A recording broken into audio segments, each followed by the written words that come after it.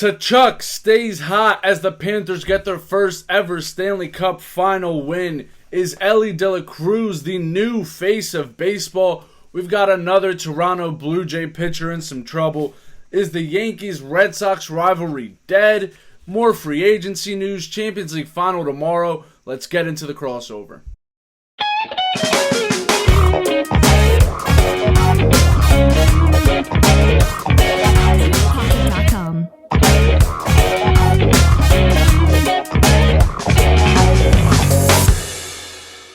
Florida Panthers have finally won a Stanley Cup final game. The second time they're in the Stanley Cup final. They got swept the first time around, but T'Chuk wasn't having it today or yesterday as they finally get their first win in overtime with a 3-2 win against the Las Vegas Golden Knights, as the series is now 2-1 in favor of the Knights. T'Chuk, late minute goal in the third period. The Panthers went into the third period losing 2-1. They pull their goalie with 2 minutes left, and T'Chuk slots one home. 5 minutes into the overtime period, Verhaeghe slams one home for their first win. The series is now coming back on Saturday for Game 4. The series is alive. You don't have a series until somebody loses on home ice. Neither of the teams have done that so far, so it's getting chippy, as playoff hockey should be, as the Stanley Cup Finals should be. There's some big hits going around from both teams. It's a chippy series. I'm enjoying watching it. And finally, the Panthers have won a game.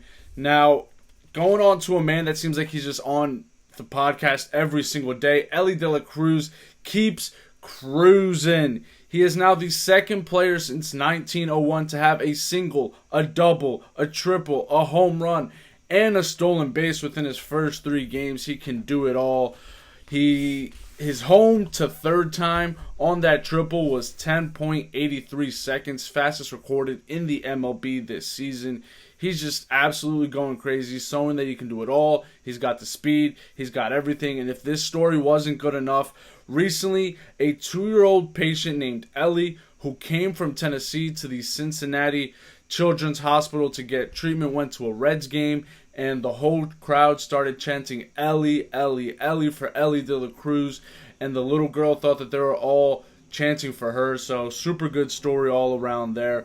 But kind of getting lost in this Elly Cruz story is Will Benson, a 24-year-old left fielder for the Cincinnati Reds, who just got his first ever career home run in the majors, and it was against the Dodgers, none else, and it was a walk-off home run. The video was absolutely insane, the way that he celebrated. Super feel-good story. Cincinnati Reds are hot right now. They won 2 of 3 against the Dodgers. They've won 3 of their last 4, so I'm happy for Reds. I'm happy for Reds fans. They've been kind of irrelevant for a little bit, but it does seem like they're turning the corner there, so best of luck out to the Reds. And another man who knows how to win in Cincinnati, Joe Burrow.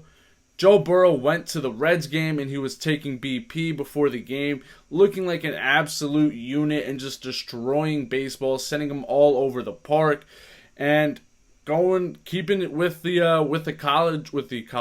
football players that are playing other sports. I honestly love to see it when one athlete from one sport goes into another sport and does extremely well. I love to see it. Just shows how freakish of an athlete these guys are. But A.J. Brown at the Phillies BP, destroying baseballs. And what I didn't know about A.J. Brown was that he was actually drafted to the Padres in the 19th round.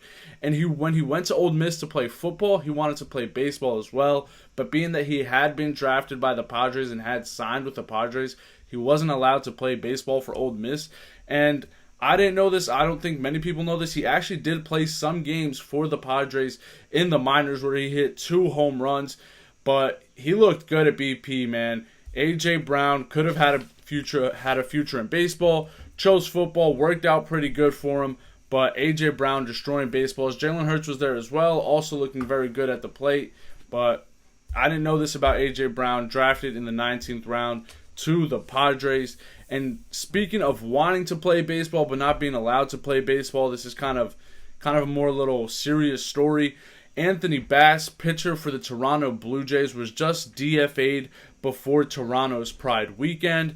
Now, earlier in the week, he had shared some videos on social media about why people should be boycotting Bud Light and why people should be boycotting Target due to all of the scandals, if you want to call them, that have been going around recently. Some anti-LGBTQ videos that he was sharing on social media. He did come out and give an apology before a game, but it kind of seemed like it wasn't really sincere. It seemed like kind of just a tough situation all around, and being that Toronto is having their Pride weekend this weekend, the Blue Jays went ahead and did DFA Anthony Bass. What's going to happen there, I don't know. Will he be brought back to the team? I don't know, but situation to keep your eye on there. Anthony Bass has been DFA'd from the Blue Jays. And keeping it within the AL East in baseball, this weekend we have the Yankees versus Red Sox, first series of the season that they're going to be facing off against each other.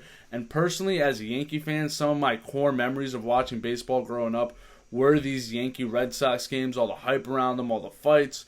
And usually it was a big rivalry because both teams were pretty good. Both teams were always going at it, fighting for the AL East, fighting for that playoff position. But as of now, being a Yankee fan myself, I'm kind of more scared of the Blue Jays and of the Tampa Bay Rays, not so much of the Red Sox. So it is exciting that the Red Sox-Yankees are playing this weekend, but I feel like it is kind of dulled out a little bit just because the Red Sox aren't as relevant, and the Yankees, Blue Jays, and Rays are really the ones fighting for the AL East. So for the sake of baseball and for the sake of this rivalry, I really hope that the Red Sox get good within the next couple of years, just because I love some Yankee-Red Sox baseball. And we're going to finish off the baseball segment with giving a shout-out to Oklahoma, who just completed their three-peat in the Women's College World Series. I didn't even know if it was going on, to be honest with you. That's probably on me, but I saw it going on at the gym while I was at the gym last night. I saw the game on, and Oklahoma three-peat, absolute units down in Oklahoma. So shout-out to them. Yesterday, we had some free agency news with CP3 and Dalvin Cook, and today we've got 3 more free agent news that are coming out. Deandre Hopkins, wide receiver in the NFL, obviously was just recently released by the Cardinals, so he is now a free agent, and this week he will be visiting with the Titans and with the Patriots. And when I first looked at this, I said this isn't a Belichick move to kind of sign D-Hop. I don't know if this is kind of just D-Hop taking some more visits just to show that more teams are interested, to try to get more money in the long run. But it doesn't seem like a very Bill Belichick move. He doesn't really like to sign veterans. I'm pretty sure the last veteran he signed was Stephon Gilmore, but he doesn't really do it. He likes to build through the draft, bring in younger free agents, build them up through his system. But who knows? DeAndre Hopkins could be on his way to the Patriots, but more likely I see him going to the Titans. I feel like it makes a lot of sense for the Titans to sign D-Hop, obviously depending on the money and depending on how long the contract is going to be. But after losing A.J. Brown, I feel like the Titans do need kind of a big wide receiver to pose a threat downfield, to be big, to catch the ball. Obviously, A.J. Brown is not an easy hole to fix, but I feel like plugging in D-Hop, it could make sense. But also the Titans have to figure out who their quarterback is going to be. Are they going to take the chance on Will Levis and start him week 1? I don't believe so. I believe that that they're going to be sticking with Tannehill. Is that the right decision? I don't know, but just some things to consider here for the Titans. D-Hop might also be on his way to Tennessee. Now, these are the 2 meetings that have been announced. I don't know if there's more to be coming down the line, but let's keep an eye out on D-Hop. Another free agent that I'm looking at here, Harden. James Harden, he is a free agent. We don't know if the Sixers are going to re-sign him. He did have a good year for the Philadelphia 76ers. Personally, as a Sixers fan, I would like to see him back in Philadelphia, but if he were to leave, it is rumored that he might be going to the Suns. Obviously, the Suns just let go of Chris Paul, so they're in need of a good ball handler on the court. They've got Booker, they've got KD, but they do need a good ball handler. I feel like James Harden could fit in well there. The James Harden and KD reunion, obviously from the OKC days. But what I'm also looking at here is CP3 is rumored with the Clippers. It is one of the possibilities of the teams he's going to be going to next. So maybe we could see a CP3 for Russell Westbrook trade, and we can see the reunion of that OKC trio of KD, Russell Westbrook, and James Harden in Phoenix like next year. I feel like it'd be fun to see. I feel like most people think that if that core had stayed together, they would have won a championship down in OKC. Obviously, they didn't. They all went their own ways. But to finish off their careers, I feel like it'd be cool to see them all kind of back together, fighting for a championship, maybe getting it in Phoenix. I feel like it'd be pretty cool for those three guys to just not only reminisce, but maybe get their title down in Arizona. And the last free agent we are looking at here today is Damian Lillard. It seems like he has finally decided, or I feel like it kind of happens every year. Everybody talks about, oh, Damian Lillard's finally going to leave. Damian Lillard's finally going to leave. But this offseason seems like the offseason that Damian Lillard will finally leave the Portland Trail Blazers.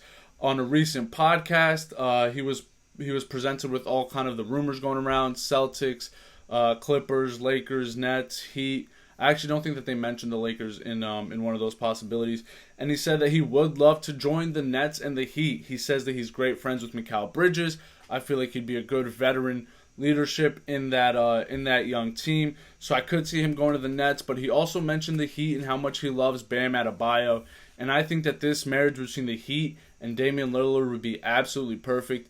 The Heat obviously are a team this postseason and this season that just play hard-nosed basketball. They go out, they play the right way, they play with a lot of character, and it seems like a perfect fit because the hard-working mentality in your face, just trying to beat you down. I feel like that kind of goes hand in hand with Damian Lillard's way of play. And now, obviously, the Miami Heat still in the finals, so we don't know how this season is going to materialize for them, but regardless of whether they win or not, I feel like adding Damian Lillard would definitely make them a contender and a front runner next year. So we'll see where Damian Lillard goes. He's also been on IG Live recently a lot with LeBron James. It seems like they have a good kind of relationship there, so he could also be going to the Lakers. But to me, Damian Lillard in Miami would be the perfect option. Now, moving on to soccer or football, depending on where in the world you're watching us, we have the Champions League final tomorrow between Inter Milan and Manchester City. Manchester City looking for their first ever Champions League crown. Inter Milan trying to avoid a Italian sweep in European competition finals. Obviously, the Europa League, Roma lost to Sevilla. This week in the Conference League, West Ham beats Fiorentina. So Inter Milan hoping that the Italian curse doesn't prevail in the European finals. And I'm kind of 50-50 on this game. City, one of the best, if not the best team in the world. But it is one game. Anything can happen. There's this trend going around that I saw on social media that most of the past, I think, was it 5 years or 6 years, something like that, Champions League winners have had a Croatian on their team. Now, City doesn't have any Croatians on their team, but Inter Milan does. So maybe that could be a nice little omen. There's also an egg video going around where there's this guy who cracks 2 eggs, pushes them up against each other, and whichever one cracks, that's the team who loses. And he did predict Inter Milan versus Man City final. And when he crushed those 2 eggs together, that City egg did crumble. So will City's kind of woes in Champions League finals continue? Will Inter Milan get back on top? I don't know. I think Milan could surprise a lot of people tomorrow. What I am interested to see is who is Inzaghi going to start up top. Of course, we assume that Lautaro Martinez will be playing up top, but who will he be paired with? Will he go with Dzeko in the Dzeko revenge game? Will he go with Lukaku to have that big presence up top, big strong presence up top? Now, I do feel like both players are going to see the field at some point, unless Inter Milan is up by a lot and they just try to make some defensive subs and hold on to the result. I do think both will be on the pitch at some point, but it should be interesting to see who he starts. It's the first time, or not the first time, but the first time basically that they're both healthy at the same time this season. So that should be an interesting decision. Will Gundogan continue to be clutch like he was in the FA Cup final and score a game-winning goal for Man City? I feel like that'd be cool, especially if it is his goodbye to Man City, as his contract is up at the end of the season. And if Manchester City win the Champions League, I feel like it is undisputable that Haaland deserves the Ballon d'Or after what he did in the Prem this year, winning the Prem, winning the FA Cup, the amount of goals he scored in all competitions. If Manchester City win the Champions League, Erling Haaland will win the Ballon d'Or, and deservedly so. Some other news here in football. Benzema has been presented at Al Ittihad, I believe it is, or Al Ittihad. The presentation was beautiful. There was flames. There was everything. He brought out the Ballon d'Or. He seemed to be respected and welcomed in very well by the Saudi Arabian people. He mentioned how he is Muslim and he's always wanted to play in a Muslim country. So I'm happy for Benzema. He will be facing off against his old teammate in Ronaldo. He will be joined by Conte. These are all things that we already know. But I feel like the marriage between Al Ittihad and Benzema will be a great one. The next presentation in world football that we're going to see here very soon is Jude Bellingham, as it has been announced that Jude Bellingham will be joining Real Madrid, joining a stacked midfield in Madrid, and I feel like Real Madrid is already kind of prepared for the next generation of the Madrid midfield, as Cruz and Modric are both getting older and both can't play full games anymore, but they've got now Camavinga, they've got Jude Bellingham now. I feel like they have a lot of young talent in that midfield to where they are perfectly placed for the future and kind of making this seamless transition between old and new. So Jude Bellingham, new player for Real Madrid. An older player that is also a very good feel-good story. Wrexham United and Ben Foster have agreed on another one-year deal. Ben Foster obviously came in and helped Wrexham move up in the division this past season, and now he will be going back for at least one more year, trying to keep bringing Wrexham up that ladder and hopefully into the Premier League one day. A little bit of sadder news: Chicharito's season has come to an end. Obviously plays for the LA Galaxy, and he has torn his ACL, so LA Galaxy have lost Chicharito for the end of the season. Hopefully he recovers well and he'll be back next season, and he will be the same Chicharito that we know. Heat game 2 tonight, or no, not game 2. Heat game 4, second game in Miami here tonight. I'm looking for Jimmy. We need a big bounce back from the Miami Heat. Jimmy has to go off. They have to. You're not going to stop the Joker. Hopefully the Joker scores over 40 points, because every time that he has scored over 40 points, the Nuggets have lost. So we're looking for a big bounce back here from the Heat. If the Heat cannot win tonight, if the Heat cannot pull out a win tonight, I do believe that the NBA Finals will be over in Game 5 in Denver. So crucial game here for the Heat. I'm going to ride with the Heat. I'm going to keep riding with the Heat. They've done this all season, all playoffs. Let's go Heat. Now let's look at this weekend in sports. So obviously the Champions League Final Saturday or tomorrow. Panthers game 4 also on Saturday. We've got UFC 289 on Saturday. The UFC is back. The main card: Amanda Nunes versus Irene Aldana. Co-main event: Charles Oliveira and Benevil Dariush. Kind of something interesting that has came out of this fight camp. Charles Oliveira announced that his family also fasts with him when he's trying to lose weight. He says that for some reason his parents also do not eat and they lose weight alongside Charles Oliveira to support him. So it'll be good to see him in the octagon this weekend. Hopefully he can pull out a win.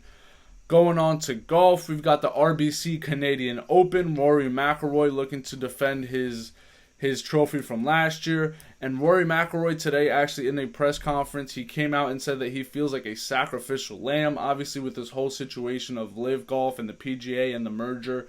He was asked if he believes that players should get compensated. The players who were offered money from Live and didn't take it and stayed with the PGA asked if they should get compensated.